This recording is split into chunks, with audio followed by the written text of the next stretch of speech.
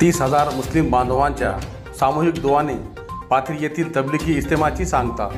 पाथरी शहरातील पोखर्णी रोडवर 30 एकरमध्ये सुरू असलेल्या दिनांक 22 व 23 नोव्हेंबर 2 दिवसीय तबलिगी इज्तिमाची सांगता आज दिनांक 23 नोव्हेंबर गुरुवार रोजी मगरिबच्या नमाज पठणानंतर 30,000 मुस्लिम बांधवांच्या उपस्थितीत मुफ्ती इम्रान साहब यांच्या दुआने सांगता करण्यात आली।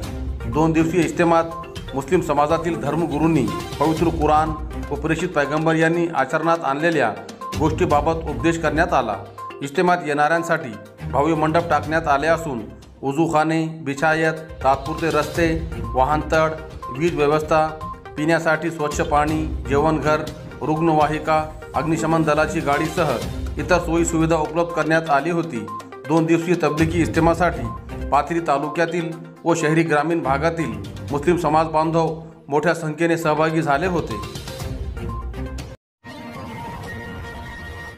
अनधिकृत नळ जोडणी धारकाविरुद्ध 1 डिसेंबरपासून दंडात्मक कारवाई। परभणी महानगरपालिके हद्दीतील अनधिकृत नळ जोडणी धारकाविरुद्ध 1 डिसेंबरपासून दंडात्मक कारवाई सुरू केली जाणार आहे। परभणी महानगरपालिकेने अनधिकृत नळ जोडणी धारकासाठी अभय योजना लागू केली होती। या योजनेतून 23 ऑक्टोबर ते 30 नोव्हेंबर या दरम्यान नळ जोडणीचे शुल्क आकारून नळ जोडणी अधिकृत करून घेतली जात आहे। त्यामुळे 30 नोव्हेंबरपूर्वी नळ जोडणी अधिकृत करून अभय योजनेचा लाभ घेतलेल्या नळ जोडणी धारकांना या योजनेचा लाभ मिळणार आहे। आतापर्यंत 764 नागरिकांनी आपली अनधिकृत नळ जोडणी अधिकृत करून घेतली। अभय योजनेची अंतिम मुदत संपल्यानंतर मनपाने 1 डिसेंबरपासून जुन्या व नवीन जलवाहिनीवरील अनधिकृत नळ जोडणी धारकाविरोधात 5,000 रुपये दंड, नळ जोडणी खंडित करण्यासह त्यांच्या विरोधात भांडवी कलम 379, 430 व सार्वजनिक संपत्तीस आणि प्रतिबंधित अधिनियम 184 कलम 3 अन्वये फौजदारी गुन्हे दाखल करण्याची कारवाई करण्यात येणार आहे, अशी माहिती महानगरपालिका प्रशासनाद्वारे देण्यात आली आहे। भारतीय परिवर्तन पार्टीच्या वतीने दिव्यांग बांधवांचा भव्य मोर्चा।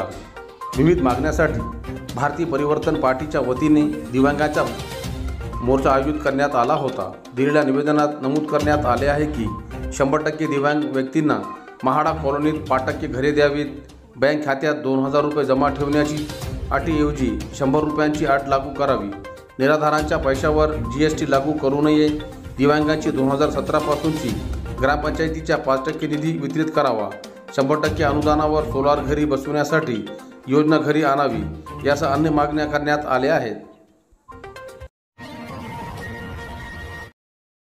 कापूस खरेदी केंद्र तत्काळ सुरू करण्याची डॉक्टर संजयदादा रोडगे यांची मागणी। सेलू कृषी उत्पन्न बाजार समितीच्या माध्यमातून कापूस खरेदी केंद्र अद्याप सुरू केलेले नसल्यामुळे सेलू तसेच परिसरातील शेतकऱ्यांचे मोठे नुकसान होत आहे। मराठवाड्यातील प्रत्येक शहरातील तसेच खेडोगावातील कापूस सेलू कृषी उत्पन्न बाजार समितीमध्ये दरवर्षी जास्त प्रमाणात येत असतो। या ठिकाणी सर्वात जास्त जिनिंग प्रेसिंग फॅक्टरी असल्यामुळे कापसाला चांगला भाव मिळत आहे। परभणी जिल्ह्यातील इतर ठिकाणी बाजार समितीच्या माध्यमातून कापूस खरेदी केंद्र सुरू केले आहे, परंतु सेलू येथील कापूस खरेदी केंद्र सुरू न झाल्याने पुन्हा शेतकऱ्यांची अडवणूक केली जाण्याची शक्यता नाकारता येत नाही। सध्या दुष्काळजन्य परिस्थिती असल्यामुळे शेतकरी आर्थिक अडचणीत सापडला असून आपला कापूस विक्री करण्यासाठी तयार आहे। सेलू कृषी उत्पन्न बाजार समितीचे कापूस खरेदी केंद्र तत्काळ सुरू करण्याच्या मागणीचे निवेदन सभापती व सचिव कृषी उत्पन्न बाजार समिती सेलू यांना देण्यात आले आहे। दिलेल्या निवेदनावर कृषी उत्पन्न बाजार समितीचे संचालक डॉक्टर संजयदादा रोडगे, ॲडव्होकेट दत्तराव कदम, रामेश्वर राठी, गोकर्ण पडघन, प्रसाद दासडकर, अनिल पवार यांच्यासह आदींच्या स्वाक्षऱ्या आहे।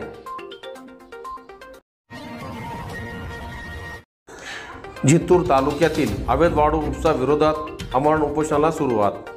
जिंतूर तालुक्यातील अवैध वाळू उपसा व गौण खनिज उत्खनन थांबविण्यासाठी गत महिन्यापासून लेखी आणि तोंडी तक्रार सदर करून देखील वाळू तस्करी थांबत नसल्यामुळे वाळू माफियाविरोधात 22 नोव्हेंबरपासून रिपब्लिकन सेना परभणीचे जिल्हाध्यक्ष शरद चव्हाण यांच्या वतीने आमरण उपोषण सुरू करण्यात आलं आहे। जिंतूर तालुक्यात अवैध वाळू उपसा जोरात सुरू असल्याने त्याला प्रतिबंध व्हावा म्हणून जिंतूरचे तहसीलदार राजेश सरोदे हे शासकीय निवासस्थानी राहावे अशी मागणी शरद चव्हाण यांच्या वतीने करण्यात आली होती, परंतु निवासस्थानी राहण्यासाठी मूलभूत सुविधांचा अभाव असल्याने तिथे निवास करणे शक्य नाही अशी माहिती मिळाली आहे। जिंतूर तालुक्यातील सावडी, वझर, इटोली, निलज, डिग्रस, आडगाव, बाजार दूधगाव व बन येथून अवैध वाळू उपसा व वाहतूक होत असल्याची तक्रार करण्यात आली होती।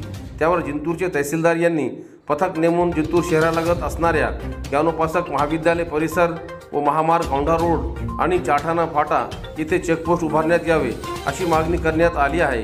रात्रीच्या वेळी होणारी वाळू वाहतूक विरोधात तहसीलदार सरोदे यांना नागरिकांच्या वतीने फोनद्वारे माहिती देण्यासाठी फोन केले असता ते प्रतिसाद देत नाही असा आरोप उपोषणकर्त्याकडून करण्यात आला आहे।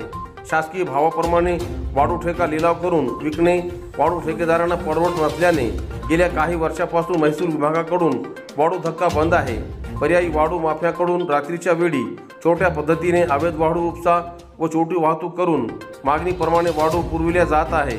नैसर्गिक गौण खनिजाचे बेकायदेशीर उत्खनन थांबावे या मागणीसाठी रिपब्लिकन सेना परभणी जिल्हाध्यक्ष शरद चव्हाण यांनी सांगितले की न्याय मिळेपर्यंत उपोषण सुरूच राहणार आहे।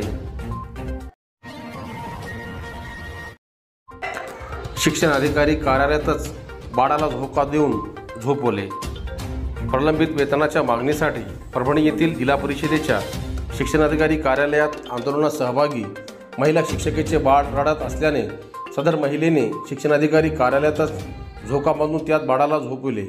मागील 10 वर्षापासून वेतन मिळत नसल्याच्या कारणावरून सोनपेठ तालुक्यातील मुक्तेश्वर प्राथमिक विद्यालय येथे कार्यरत असलेल्या शिक्षकांनी कुटुंबासह जिल्हा परिषदेच्या कार्यालयात ठिय्या आंदोलन केले। विद्यालयातील शिक्षक K T. Todkari, A K. Lone, Jhevi Kulkarni, K P. Jogdand, R R. Chaure व पी.आर. उच्छलवार यासह शिक्षकांचे वेतन वारंवार अर्ज विनंती करून देखील मुजोर संस्थाचालक 10 वर्षापासून कार्यरत असताना देखील पगारदार नसल्याने कुटुंबाची उपासमार होत असल्याचेही या शिक्षकांनी वारंवार शिक्षणाधिकारी यांच्याकडे अर्ज विनंती करून देखील शिक्षण विभाग देखील संस्थाचालकाच्या हाते बाहुले बनून त्यातच चुकीच्या आदेशाचे पालन करत होता। तेव्हा सगळीकडे परेशान झालेल्या शिक्षकांनी शेवटी स्वाभिमानी शेतकरी संघटनेकडे त्यांच्या पोटाची भाकरी त्यांना मिळवून देण्यासाठी प्रयत्न करण्याची विनंती केली। स्वाभिमानी शेतकरी संघटनेचे जिल्हाध्यक्ष किशोरभाऊ ढगे यांच्या नेतृत्वाखाली सर्व शिक्षक आणि त्यांच्या परिवारासहित त्यामध्ये वृद्ध आई-वडील आणि 2-2, 3-3 महिन्याच्या बालकासह शिक्षण विभागामध्ये शिक्षण अधिकाऱ्याच्या दालनात ठिय्या आंदोलन सुरू केले। शेवटी शिक्षणाधिकारी शिंदे यांनी सर्व शिक्षकांचे शालार्थ ID चे प्रस्ताव दाखल करून त्यांचा पगार त्यांच्या खात्यामध्ये जमा होईपर्यंत शांत बसणार नाही असे लेखी आश्वासन दिल्यानंतर आंदोलन मागे घेण्यात आले।